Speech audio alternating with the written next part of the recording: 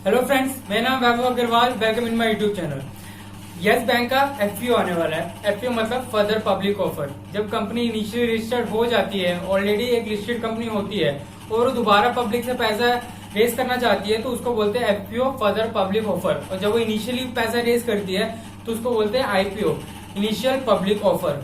तो yes Bank का FPO आने वाला है 15,000 करोड़ का। अब यस बैंक के बारे में आपको पता ही है, दिसंबर 19 के बाद इसमें कितने सारे फ्रॉड पकड़े गए। इसके सीईओ को आरबीआई ने निकाल भी दिया और एक नई सीईओ को अपॉइंट करा आरबीआई ने। उसके बाद पता चला कि यस बैंक ने कई ऐसे लोन बांट रखे थे जो ऑलरेडी डिफॉल्ट में थे। जैसे उन्होंने एक लोन डीएचएफएल को बांट रखा था और डीएचएफएल के साथ इनके सीईओ का ये कॉन्ट्रैक्ट था कि डीएचएफएल को जैसे ही वो यस बैंक लोन देगी, डीएचएफएल उसकी पेरेंट कंपनी मतलब वो सीईओ की रिलेटेड कंपनी को वो लोन पास ऑन कर देगी, जिससे वो लोन एक तरह का घूम के दोबारा सीईओ के पास ही पहुंच गया और एक तरह का उन्होंने फ्रॉड करा यस बैंक में।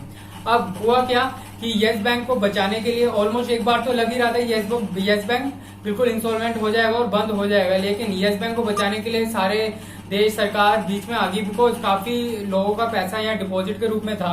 यस बैंक बंद हो जाता तो काफी बुरा असर जाता बैंकिंग इंडस्ट्री में। तो सभी बैंक सामने आ गई, सभी बैंक ने अपना पैसा लगाया, लेकिन इतना सफिशिएंट नहीं हुआ। बिकॉज यस बैंक के जो मॉनिटरिंग पीरियड चल रहा है जो अगस्त में एंड होने वाला है, उसके बाद शायद यस बैंक में एनपीओ और बढ़ सकते हैं और एनपीओ बढ़ेंगे तो प्रोविजनिंग करनी पड़ेगी और प्रोविजनिंग करने के बाद के लिए यस बैंक के पास पैसा नहीं है। उसी पैसे की कमी को दूर करने के लिए यस बैंक इस बार एफपीओ लेके आई है 15,000 करोड़ का। इस वीडियो में मैं आपको पूरी यस बैंक की एफपीओ की डिटेल दूंगा, प्लस यस बैंक के कुछ इनिशियल नंबर आपसे डिस्कस करूंगा, जिससे आपको आइडिया हो जाएगा कि आपको इस एफपीओ में इन्वेस्ट करना है कि नहीं करना और क्या ये आपके लिए एफपीओ सही है कि नहीं है। चलिए इस वीडियो में डिटेल में डिस्कस करते हैं।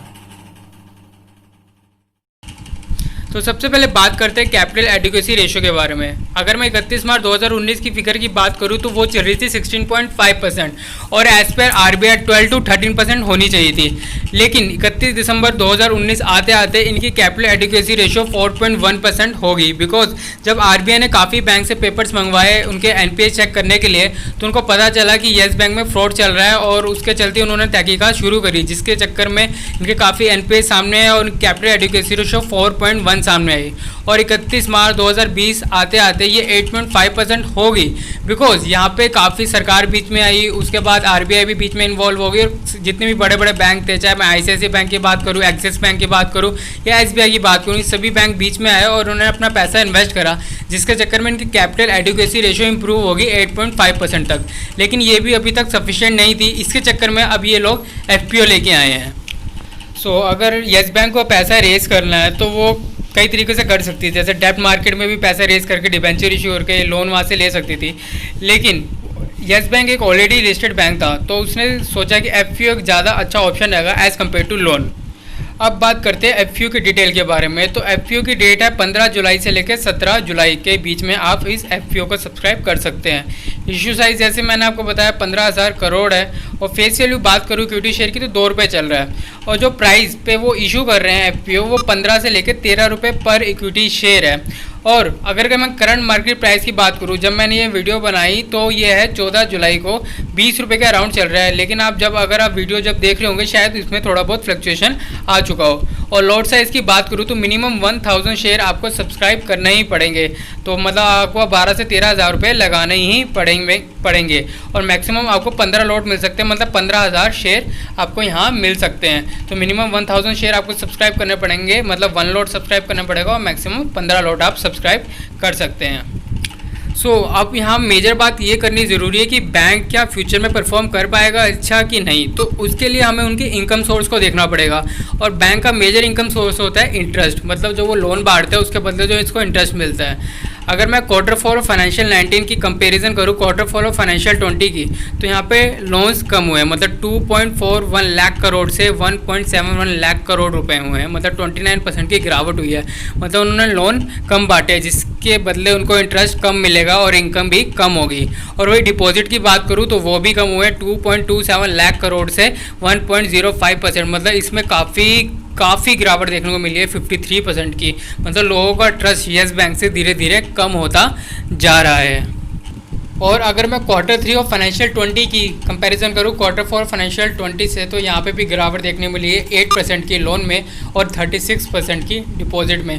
मतलब बैंक पे लोगों का भरोसा धीरे धीरे कम होता जा रहा है और बैंक भी लोन कम बांट रहा है। मतलब बैंक की फ्यूचर में आने वाली हालत काफ़ी अच्छी नहीं दिख रही है।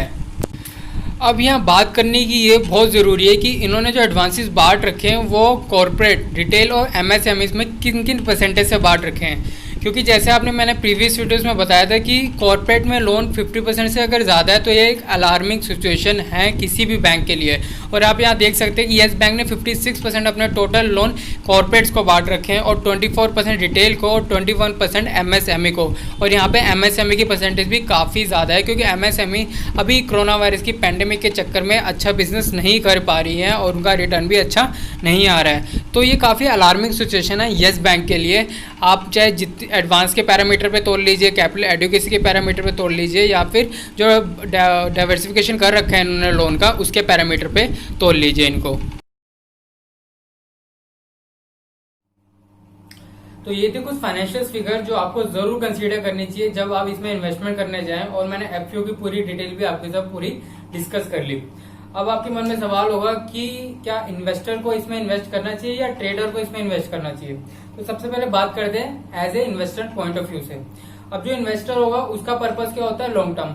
और वो ये चाहेगा कि जो शेयर मिल रहा है, जो 20 पर शेयर आज मार्केट में ट्रेड कर रहा है और 12 या 13 रुपए पर शेयर हमें यहाँ मिल रहा है, तो ये हमें काफी 40 या 45% डिस्काउंट में मिल रहा है। तो हम अगर इन्वेस्ट कर लेंगे तो हमें सीधा सीधा फायदा हो जाएगा। हम इन्वेस्ट करने के बाद जो लॉकिंग पीरियड है उसके बाद सीधा सीधा हम जाके इसको बेच सकते हैं। लेकिन ये चीज यहाँ सही नहीं रहेगी बिकॉज इसमें अच्छे रिटर्न देखने को नहीं मिलेंगे।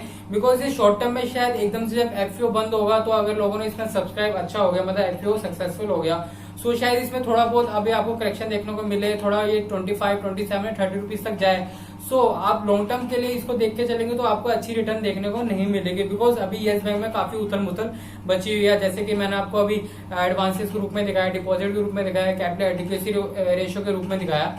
सो एज ए इन्वेस्टर मैं आपको इन्वेस्ट करने की सलाह नहीं दूंगा, लेकिन फाइनल डिसीजन आपके फाइनेंशियल एनालिस्ट से आप डिस्कस करके ही लेना।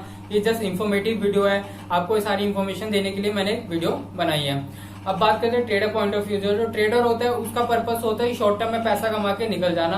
तो उसके लिए काफी अच्छी यहाँ अपॉर्चुनिटी पैदा हो रही है। अगर वो यहाँ इन्वेस्ट करता है और एफपीओ सक्सेसफुल हो जाता है, सो शायद थोड़ी करेक्शन देके 25, 20, 30 रुपीज तक ये शेयर जाए और वो शॉर्ट टर्म में पैसा कमा के निकल जाए। सो अगर आप एज ए ट्रेडर आप रिस्क उठा सकते हैं तो आप यहाँ पे जरूर इन्वेस्ट करिए as per my point of view. क्योंकि मैं एज ए ट्रेडर इन्वेस्ट करना जा सकता हूँ, लेकिन एज ए इन्वेस्टर मैं सोचूंगा भी नहीं यहाँ इन्वेस्ट करने का। मतलब मेरा दिमाग में आएगा नहीं अगर मैं एज ए इन्वेस्टर इन्वेस्ट करूंगा। अगर आप ट्रेडर और रिस्क ले सकते हैं तो अपने फाइनेंशियल एनालिस्ट से एक बार पूछ के आप जरूर इन्वेस्ट कर लीजिएगा। और अगर एज ए इन्वेस्टर है तो आप एज पर माई ओपिनियन जो एज ए इन्वेस्टर मैं सोचता हूँ मैं इसमें इन्वेस्ट नहीं करूंगा। अभी जो 12-13 रुपए का प्राइस है ये 1-1 रुपए कम है अगर एज ए एम्प्लॉय आप इन्वेस्ट करते हैं। मतलब अगर आप एम्प्लॉय हैं येस बैंक के तो आपके लिए प्राइस ये हो जाएगा 11 या 12 रुपए। सो ये आप एज ए एम्प्लॉय इनको बेनिफिट दे रखा है। सो मैक्सिमम लोगों को जितना सर्वे हुआ उन्होंने ये कहा कि येस बैंक में उनको इन्वेस्ट करने का कोई पर्पस नहीं नजर आ रहा है बिकॉज उनको अच्छी रिटर्न नहीं मिलेगी फ्यूचर में। सो मोस्ट ऑफ एक पोल भी चला था उसमें 70% लोगों ने कहा कि येस बैंक में इन्वेस्ट नहीं करेंगे। तो आपका क्या पॉइंट ऑफ व्यू है येस बैंक में, आपको इन्वेस्ट करना चाहिए कि नहीं करना चाहिए, प्लीज मुझे कमेंट सेक्शन में जरूर बताइएगा। और आपको ये वीडियो कैसी लगी please like my video, subscribe this channel and share this video. तब तक के लिए मिलूंगा आपको नेक्स्ट वीडियो में। अपना ध्यान रखिए, अपना को ध्यान रखिए।